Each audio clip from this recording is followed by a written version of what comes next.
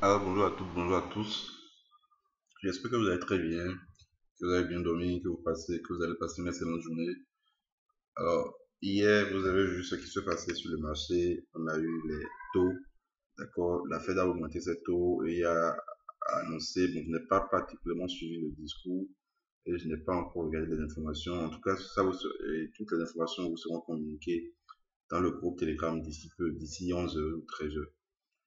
Alors, je pense quand même que avec l'augmentation des taux, d'accord, on a eu une forte accélération euh, sur l'euro USD, une forte accélération baissière, parce que hier, à l'annonce, quand on a eu l'annonce hier, les prix étaient aux environs de 1,1440, d'accord, et puis paf, quand les nouvelles se sorties, vous avez eu cette forte accélération baissière ici. Bon, on a vraiment profité de la baisse, d'accord, sur l'euro USD et sur GBP USD, sur AUD USD également. Et si vous nous avez suivi dans le groupe, dans le canal Telegram, j'espère que vous avez également profité de cela. Alors, là, qu'est-ce que nous allons pouvoir faire? Qu'est-ce que nous allons pouvoir établir comme plan?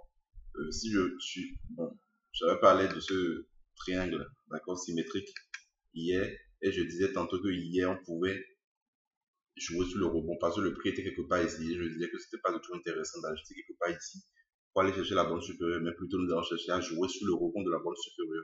C'est ce qu'on a eu. Parce que quand les taux sont sortis, on a eu une forte accélération baissière. On a eu cet avalement baissier ici qui a avalé totalement cette petite bougie. Je crois que la tendance, je crois que la probabilité est très forte qu'on aille chercher, d'accord, au moins les 1,1268 ou tout au moins la bande inférieure ici. Donc, pour le moment, je suis baissier, je resterai toujours baissier pour le moment pour sur euro USD. En tout cas, tant qu'on sera sous les 1,1441, d'accord, 1,1441, 1,1456, cette zone-là, on sera toujours baissier. Et là, je pense qu'il n'est pas impossible de rentrer à la vente parce que vous avez vu, on a eu la cassure de ce petit support aussi qu'on a tracé en H1. D'accord, on est en train d'assister à une petite correction, donc un pullback. Et si je dois partir en M15, voilà, j'ajoute Ishimoku. Voilà. Là, nous sommes en train d'assister au rebond sur le Kumo. Ici, en H1, on ira probablement chercher la Kijun ici. Voilà, les 1,14. Exactement sur les 1,14. Donc, on peut placer un sell limite sur les 1,14. D'accord? H4. Voilà. Ça va correspondre à la Tekken ici. Donc, nous allons, de toute façon, nous sommes déjà baissiers sur Euro USD. Donc, nous allons surveiller cela. Donc, on reste baissier. D'accord, si vous placez un sell limite ici, le stop sera passé légèrement au-dessus des 1,1440. Donc, 40 pips pour quand même près de, euh, voilà, près de 100 pips. Non, près de 58 pips, voilà. Donc, c'est quand même un bon ratio. 58, 60 pips, c'est un bon ratio. Alors, je continue avec l'USDJPY. L'USDJPY ici, j'avais parlé de ce triangle symétrique que j'ai également envoyé dans le Telegram. D'accord, malgré la hausse du dollar, on a eu une forte hausse hier. Bon, une petite hausse, une légère hausse. Et quelque part ici, voilà, vous voyez. Mais c'était juste une correction parce que la bonne inférieure, c'est-à-dire le support haussier, ici, a repoussé le prix à la baisse. D'accord, donc là, et durant la nuit, on a eu des informations sur le JPY. D'accord, il y a la BOJ, la Banque du Japon, qui a annoncé sa politique monétaire et je crois que ça fait décaler les prix en JPY. Et actuellement, comment appelle-t-on, le yen japonais est en train de prendre de la valeur. D'accord, donc la raison pour laquelle USDJPY est en train de chuter. Mais là, nous avons quand même deux devises fortes, donc il faut faire attention. Là, théoriquement, techniquement, on peut prendre la vente pour aller chercher les 111,34. D'accord, mais il faut faire attention. Et je pense qu'à 7h30, voilà, il est même 7h34, il y a la conférence de presse sur la BOJ. Donc là également, ça va bouger. Ça va vraiment bouger. Donc il faut vraiment rester prudent. Et là, techniquement, d'accord, selon l'analyse technique, nous avons une entrée à la vente. Depuis même la clôture à 7h. Alors, je continue. NZDJPY, j'avais parlé de ça hier matin et voilà ce qu'on a eu.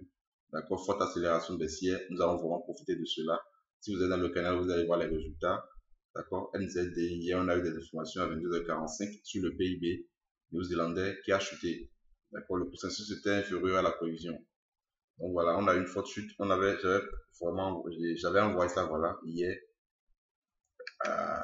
dans le Good Money Market et j'avais également envoyé ça dans le groupe Telegram. Voilà. Donc là, une forte accélération baissière, ça a pris assez de pips. Pareil pour NZD-USD. Voilà. NZD-USD, on l'a envoyé dans le groupe VIP hier, la vente. Donc, GBP-NZD a cassé, voilà, ça a cassé et la ligne de cours de l'épaule tête épaule inversée que nous avons eu ici. Donc là, le signal d'achat a été donné depuis ce niveau, depuis la clôture. Donc l'objectif est à 1,8963. Je ne pense pas que ce soit vraiment intéressant d'entrer là si vous n'étiez pas encore dedans. D'accord? Pourquoi? Parce qu'on n'a pas vous n'aurez pas un très bon ratio. Vous n'aurez pas un très bon ratio. Acheter ici pour viser ce niveau-là avec un stop en dessous, c'est pas aussi intéressant. Mais là, techniquement, c'est quoi? On peut aller chercher les 1,8963. C'est le prochain objectif. Vous voyez, épaule, tête, épaule inversée, cassure et puis paf. Alors, AUD-CAD, bon, AUD-CAD a réintégré, d'accord, et la même a cassé. Voilà, on a eu la cassure de ce triangle-là. Hier, on avait eu la cassure, on avait même eu la cassure de la zone dont j'avais parlé, le prix a réintégré. Hier, sur la baisse de l'AUD-CAD, de l'AUD, voilà. Donc là également, avant de rentrer à la vente, j'aurais souhaité avoir une clôture sous les 0,9568. Voilà. Une clôture en dessous de ce niveau pour nous permettre d'entrer à l'aventure, l'AUD-CAD. Alors je continue. Je devais vous parler également de NZDCHF. Voilà, NZDCHF également, on l'a envoyé hier. D'accord, ce top. C'était même ça l'affiche. Comment appelle-t-on? L'affiche qu'on avait mis, l'image qu'on avait mis sur la vidéo, sur le Good Money Market, sur YouTube. Donc, top, ça a cassé hier, vous voyez la forte accélération baissière. Nous sommes toujours dedans à la vente. Le TP est à ce niveau-là. Voilà, 0,6649. Donc, forte accélération baissière sur les NZD. D'accord. Bon, il y a quand même EuroGPY qui m'intéresse également parce que nous sommes en train d'assister à la cassure. Mais comme je vous l'ai dit, il y a actuellement la conférence de la BOJ en cours, donc nous avons fait attention. Il y a ce petit niveau-là également qui risque de repousser le prix. Voilà, les 127,47. 127,47. On peut attendre la clôture en dessous en H4 et en H1 du moins pour pouvoir entrer à la vente sur ça, sur le SGPY.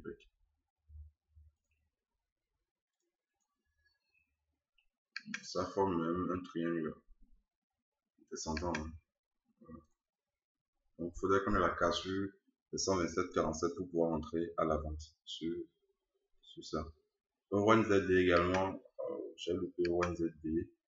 Ouais, c'était une très belle configuration, clôture au-dessus et puis paf, c'est NZD qui est faible. Donc voilà. Là également, on a eu la cassure, donc un deuxième point d'entrée.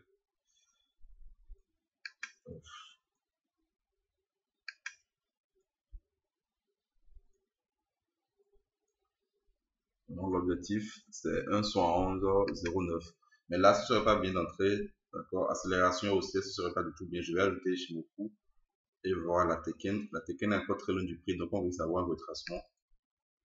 Donc, très fort probable qu'on ait un petit retracement. Donc, je vais attendre la correction pour pouvoir entrer à l'achat sur EuroNZD. NZDCHF, on a parlé de cela, d'accord, du top cassé. EuroAUD, bon, là, forte accélération aussi. Hein. Je n'avais pas analysé ça. Chez le PAUD, je crois que c'est intéressant, j'ai le PAUD. C'est en train de nous former un doux automne.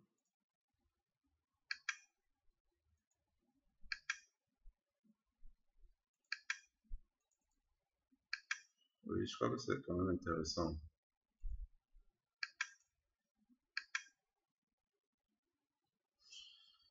Donc, je vais attendre la clôture pour pouvoir entrer à l'achat sur GBPAUD. On a même déjà eu la clôture. Hein. Je pense que ce serait vraiment intéressant. Voilà. Pour aller chercher la 1,8054. Passez une excellente journée et bonne séance de trading à tous.